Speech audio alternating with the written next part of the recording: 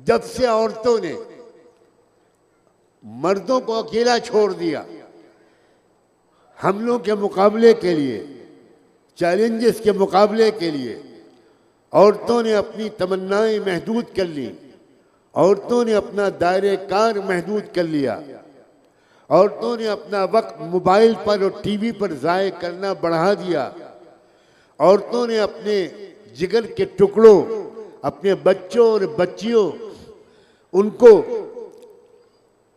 मुकाबले की रूह पिलाना बंद कर दिया। जब तक उनको बद्र और हुनैन की तारीख सुनाना बंद कर दिया, जब तक उनको फुतूह शाम का पढ़ना बंद कर दिया। हमारे बचपन में हमारे घर में क्या पढ़ा जाता था? शाहनामा इस्लाम, हफीज जालंधरी का शाहनामा इस्लाम, फिरदौसी का शाहनामा इस्लाम, वाक़िदी की फुतूह शाम का तर्जुमा, समसामुल इस्लाम, ये पढ़ाया जाता था। मेरी वालदा मरहूमा, मैं क्या सुनाऊं, वो हज में गई, हज से वापस आने के बाद उन्होंने जब वो सबके लिए कुछ छोटे छोटे गिफ्ट लेकर आई थी, मुझे कुछ नहीं दिया, उन्होंने कोई गिफ्ट नहीं दिया। अपने दूसरे बच्चों और बच्चियों को, अपने पोतों और पोतियों को उन्होंने सबको छोटे छोटे गिफ्ट दिए। मैं सबसे छोटा था, सबसे लाडला और चहीता था, मुझे कुछ नहीं दिया। मैंने अपनी अम्मी से पूछा मेरे लिए क्या लाई हैं, तो उन्होंने कहा तुम्हारे लिए बहुत कीमती चीज़ लाई हूँ, वो सबके सामने देने की नहीं है। मैं खुश हो गया और मेरे जहन में दो चीज़ें आईं, या तो पार्कर पेन लाई होंगी या सार्जेंट घड़ी लाई होंगी। यही मेराज थी उस ज़माने में।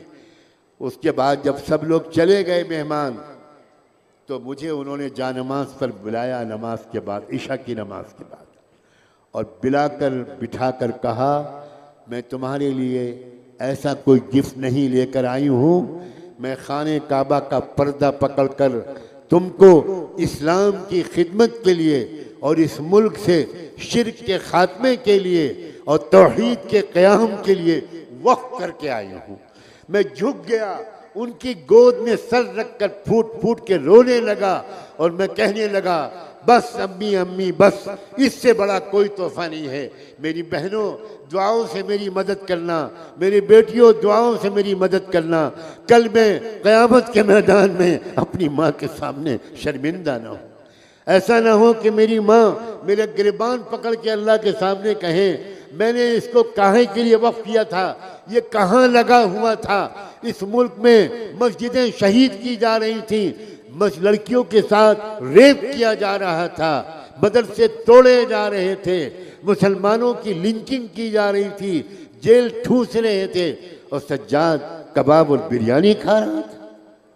दुआओं से मदद करो, कल को मुझे खड़ा होना है, हो सकता है मेरी माँ मुझे तलाश करे हश्र के मैदान में। कहाँ है सज्जाद? अगर देख लिया मेरी माँ ने कि मेरे गुनाहों की सजा में अल्लाह मुझे घसीट कर जहन्नम में फिकवा रहा है, तो मैं अपनी माँ को क्या जवाब दूंगा? कैसे कैसे मैं उनका सामना करूंगा? मेरी बहनों, तुम में से एक एक का बेटा शौकत अली और मोहम्मद अली जौहर बनने की सलाहियत रखता है। तुम में से एक एक की बेटी खंसा और जैनब बनने की सलाहियत रखती है। तुम में से एक एक की बहू अइम्मा इज़ाम की बहुओं की तरह तारीख में अपना नाम रकम लिखवा सकती है।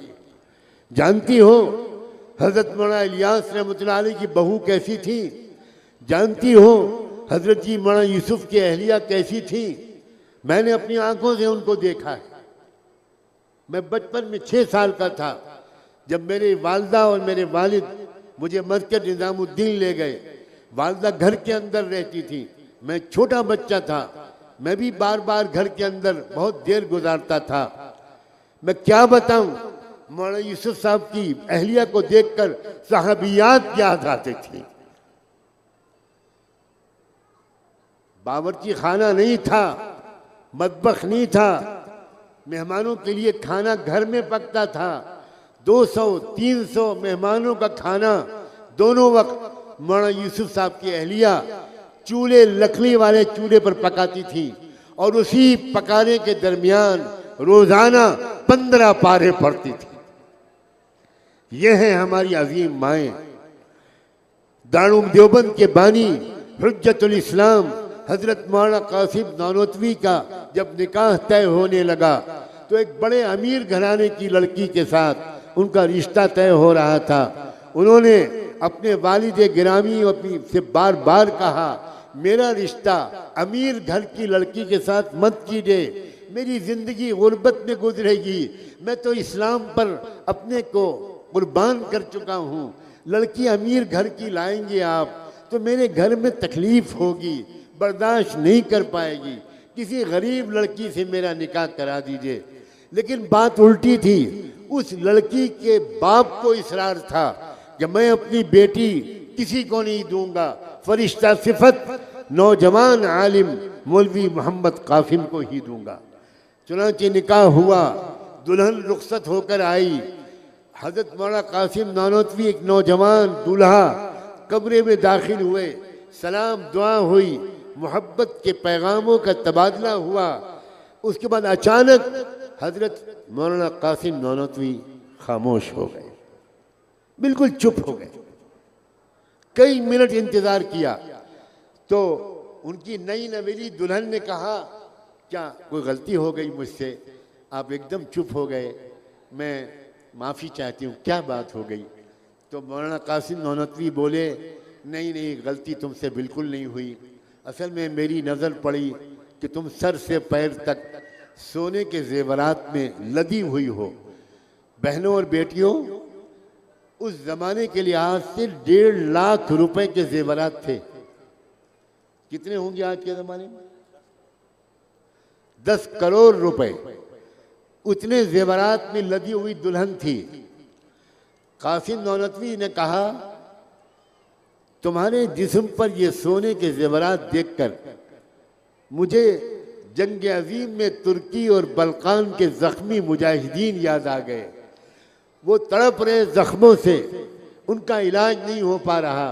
अब मेरी समझ में नहीं आ रहा कि मैं कैसे खुशी मनाऊं।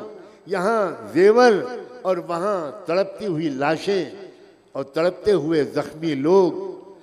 सुनो बच्चियों, सुनो माओ, और सलाम भेजो उस नई दुल्हन और उसके जज्बात पर।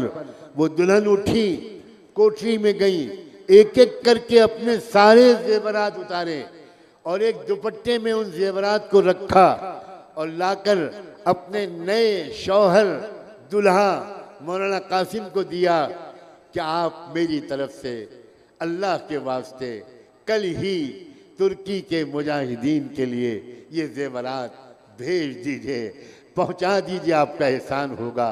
हजरत नानोतवी सजदे में गिर गए, ए अल्लाह, तूने सब नेमतें तो दी थी, ऐसी बीवी देकर अपनी नेमत तमाम कर दी। यह तारीख लड़कियों की, यह तारीख बहुओं की, यह तारीख दुल्हनों की, यह तारीख दुल्हाओं की। क्या क्या सुनाऊं मैं, मेरे सीने में 50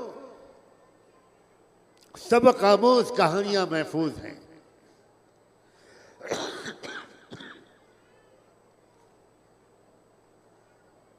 क्या मैं तुमसे अल्लाह रसूल के वास्ते से उनकी मोहब्बत के नाम पर, फातिमा, ज़ैनब, आयशा, खंसा, कुलसूम के नाम पर यह उम्मीद कर सकता हूँ? मुझे जवाब देना। ये उम्मीद कर सकता हूँ कि तुम भी अपनी तमन्नाओं को बेहतर बनाओ। तुम भी हाथ उठाकर जवाब दो, अपनी जिंदगियों में तब्दीली लाओ। अल्लाह तुम्हारे सुहाग को कायम रखे, अल्लाह तुम्हारी बच्चियों के लिए बेहतरीन रिश्ते मुकद्दर फरमाए, दोनों जहान की खुशियाँ तुम्हारी किस्मत में लिखे, तुम्हारी गोदों में खेलने वाले बच्चे मुजाहिदीन बद्र और उहद की याद ताज़ा कर